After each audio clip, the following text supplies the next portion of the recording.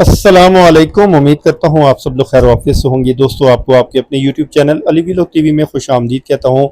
इससे पहले हमने जी ढोकलाई बख्श का एक वीलॉग कवर किया था। याद रखिएगा कि हम रावलपिंडी शहर के अंदर अंदरून शहर में बेसिकली ट्रैवल कर रहे हैं, और वो अंदरून शहर बेसिकली मरी रोड के साथ एक एरिया कनेक्ट होता है जिसको कमेटी चौक कहते हैं। और यहाँ पर बहुत सारे छोटे छोटे मोहल्ले हैं, इलाके हैं, जिसमें ढोकलाई बख्श सबसे साथ जुड़ा होता है मरी रोड के।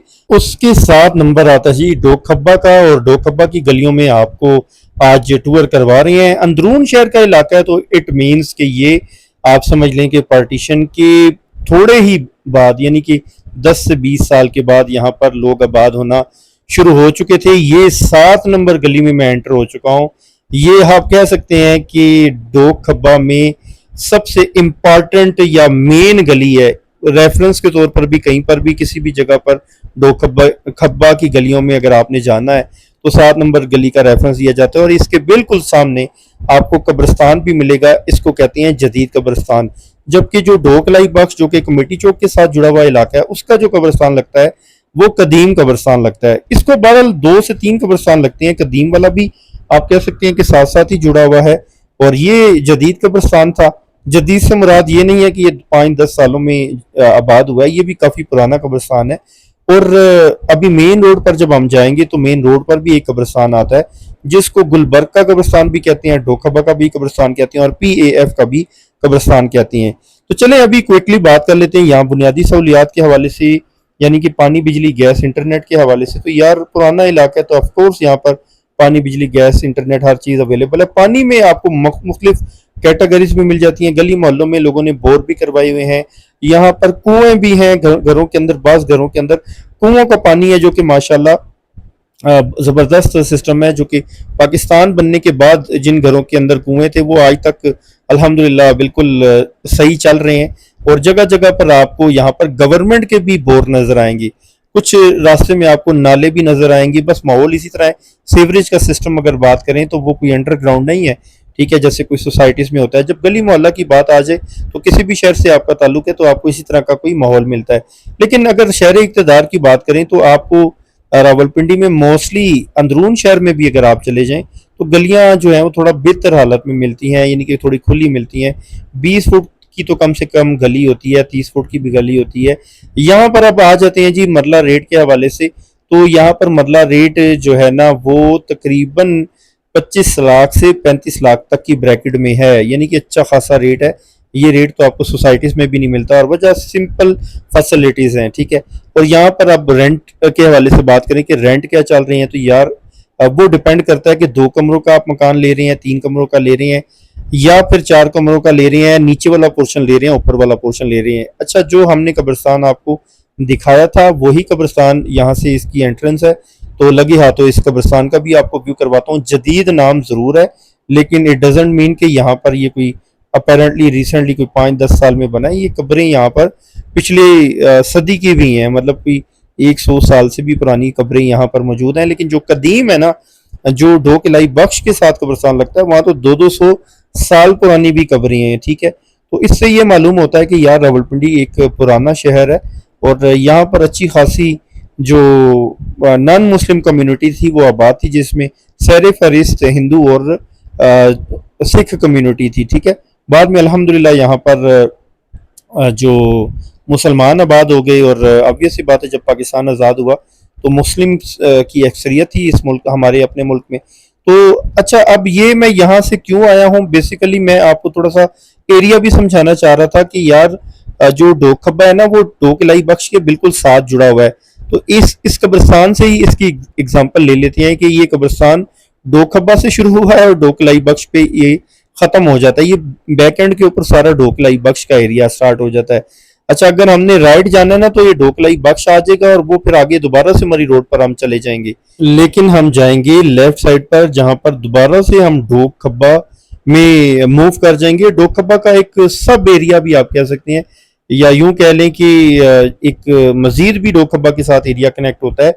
वो मोहल्ला फजलाबाद कहलाता है। वो डोखब्बा के ही आप एक ब्रांच कह सकते हैं। लेफ्ट साइड पर ये बाउंड्री वॉल है कब्रिस्तान की, ग्रेवयार्ड की, और राइट साइड के ऊपर ये सारा कमर्शियल एरिया है जो कि बैक एंड के ऊपर आर्या मोहल्ला जो लियाकत बाग से जुड़ा हुआ एक रिहायशी इलाका है वो कनेक्ट हो जाता है।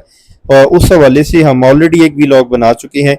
और वो एरिया भी मतलब प्रॉपर्टी के इन्वेस्टमेंट पॉइंट ऑफ व्यू से अगर बात करें तो इन एरिया से थोड़ा सा सस्ता है। उसकी बहुत सारी वजूहत हैं, वो उसी व्लॉग में आप चेक कर सकते हैं। बहरहाल अब यहाँ से आप एक चौक सा आएगा, ये जहाँ पर ये सुजुकी जा रही है, यहाँ से अगर आप राइट साइड पर मूव कर जाएंगे ना तो फिर लियाकत बाग से आगे एक स्टॉप आता है। मरी रोड पर अगर आप ट्रेवल कर रहे हैं इस्लामाबाद से टुवर्ड सदर, उसको कहते हैं जी मोती महल, तो वहां पर मूव कर जाएंगे, ठीक है। लेकिन हमने उधर मूव नहीं किया क्योंकि आज का हमारा वीलॉग का जो टॉपिक है वो डोक खब्बा है जी। और ये सारा का सारा आप डोक खब्बा ही इसको कंसीडर करेंगे क्योंकि ये भी मोहल्ला एक कहलाता है डोक खब्बे का, जिसको फजलाबाद कहते हैं। फजलाबाद बेसिकली वर्ड है लेकिन फजलाबाद इस तरह से प्रोनाउंस होता है, ठीक है। तो ये अभी फजलाबाद की गलियों में ही हम मूव कर चुके हैं। यहाँ पर भी गलियों का साइज या विड्थ बेहतर है, ठीक है। सुई गैस लगी हुई है, गैस भी मौजूद है यहाँ पर। पानी भी आपको डेली बेसिस के ऊपर सरकारी पानी भी आ जाता है। अब बोर बहुत कम लोगों ने करवाया हुआ है इन एरियाज में क्योंकि यहाँ पर पानी का इशू नहीं होता, ठीक है। जेर जमीन यहाँ पर पानी है और अरसा दराज से है, ठीक है। और यहाँ पर आपको प्लाट वाला सीन नहीं मिलता। रेट मैं आपको बता चुका हूँ, 25 से 35 लाख की ब्रैकेट में यहाँ पर रेट है। और अगर आप किसी लिंक वाली गली में लेते हैं तो वो थोड़ा सा 22-23-20 लाख रुपए मरला के हिसाब से भी आपको जगह मिल जाती है। और यहाँ पर अक्सर लोग पूछ रहे होते हैं कोई मकान फॉर सेल, तो यार यहाँ पर मकान जो है ना बहुत कम लोग बेचते हैं क्योंकि लोग रेंट पर देते हैं, रेंट इंजॉय करते हैं क्योंकि रेंट यहाँ पर अच्छे खासे हैं। 2 कमरों की बात करें तो तकरीबन 15,000 रुपए में आपको मिनिमम मिलेगा, ठीक है। वैसे तो एक बैठक अगर आप लेना जिसमें अटैच वॉशरूम हो उसका भी किराया तकरीबन 12 से 15,000 है। लेकिन 2 कमरों का कोई जो ऐसा मकान होता है ना छोटे साइज का, 4-5 मरला के साइज का, वो आपको मिल जाता है।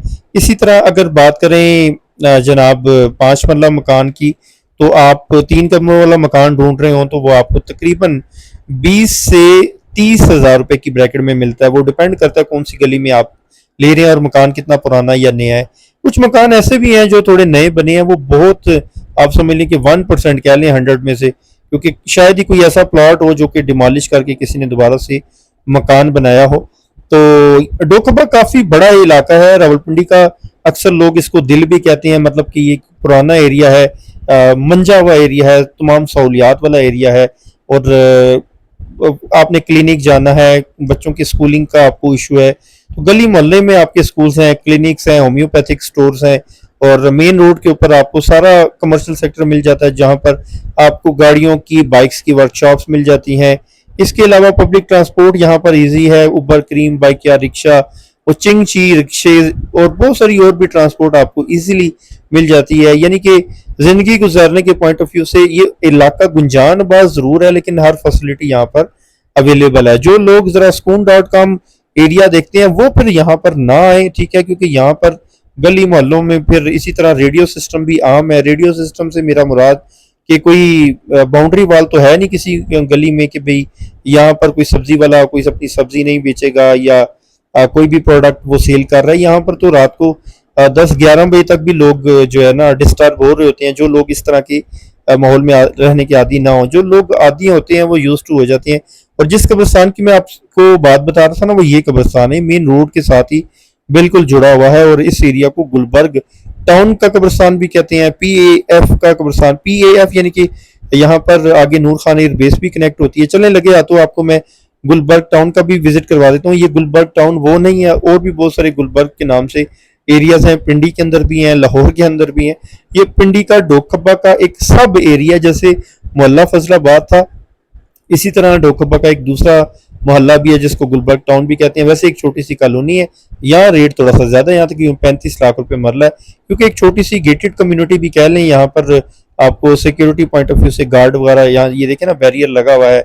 इसकी ज्यादा गलियां नहीं है, कोई 8-10 गलियां, एक जामिया मस्जिद है, 2-3 यहाँ करियाना स्टोर भी आपको मिल जाते हैं। मेन रोड पर तो आपने सारा इंफ्रास्ट्रक्चर ऑलरेडी देख लिया। यहाँ पर अगर आपको कोई रेंट पे मकान मिले ना तो वो आप अवेल कर सकते हैं। यहाँ 3-3 मंजिला स्टोरियां मकान है, ज्यादातर डबल नहीं बल्कि ट्रिपल स्टोरी मकान है। और तकरीबन ज्यादातर मोस्टली यहाँ मकान रेंट पर ही लगे होते हैं। वजह यह है कि यहाँ पर जो नूर खान एयर बेस के एम्प्लॉइज हैं वो भी रिहाइश पजीर होते हैं।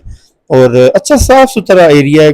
पेट्रोलिंग के लिए गार्ड्स वगैरह भी अंदर घूम फिर रहे होते हैं। बाकी ये थोड़ा बहुत गंद वगैरह जो आपको रास्ते में नजर आया, ये तो फिर रूटीन में सफाई सुथराई होती है डेली बेस के ऊपर। सुबह सवेरे पंजाब गवर्नमेंट के एम्प्लॉयज होते हैं, वो सफाई सुथराई करते हैं। तो यहाँ 35,000 से कम आपको एक पोर्शन नहीं मिलता। शायद 30,000 में कोई सेकंड फ्लोर वाला या थर्ड फ्लोर वाला मिल जाए। पानी, बिजली, गैस, इंटरनेट, तमाम सहूलियात यहाँ मुयसर हैं। और यहाँ पर एक चीज़ जो डोकबा से इस एरिया को यूनिक बनाती है, वो क्या है जी, आप भी शायद गेस कर लिया होगा। वो यहाँ पर सीवरेज सिस्टम आपका अंडरग्राउंड है, जबकि डोकबा में आपको सीवरेज सिस्टम अंडरग्राउंड नहीं मिलता, यहाँ पर है। ठीक है, और यहाँ कुछ ग्रीन पैच छोटा मोटा भी आपको मिल जाता है। बस ये 2 किराना स्टोर ही है। तो जनाब ये था जी टोटल डोकबा का टूर। तो ये बेसिकली मरी रोड से बात करें तो तकरीबन आधा किलोमीटर अंदर एरिया है। अगर डोकबा का ओवरऑल बात की जाए, ये गुलबर्ग टाउन तकरीबन 1 किलोमीटर आगे आ जाता है, क्योंकि ये बेसिकली PAF वाली साइड पर के साथ है। आगे से फिर आप टीपू रोड वाली साइड पर जा सकते हैं, रावल रोड वाली साइड पर जा सकते हैं। रावल रोड से होते हुए आप फिर दोबारा मरी रोड के सेंट्रल हॉस्पिटल या चांदनी चौक स्टॉप से बाहर निकलेंगे। और इस तरीके से ये सारे के सारे एरियाज हैं।